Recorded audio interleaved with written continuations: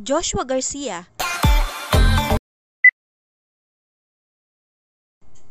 Joshua Garcia, magbabalik trabaho na this June. Muli na naman nating maaabangan ang mga proyekto ni Joshua Garcia. GCQ.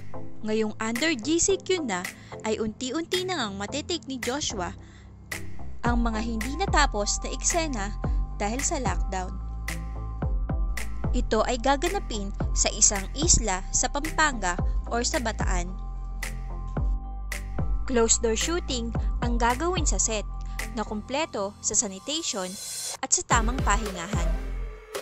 Hanggang 70 tao lang din ang papayagan na makapunta sa set. Mahigpit din na ipinagbabawal ang pagdadala ng glam team.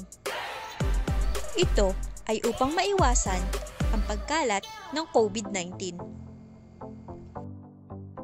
Samantala, nakibahagi naman si Joshua Garcia sa proyekto ni na Angel Locsin at Ann Curtis na Shop and Share.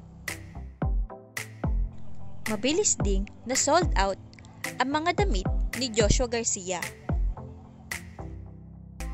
May iba pang mga mabibigat na artista ang nakisali sa proyektong ito.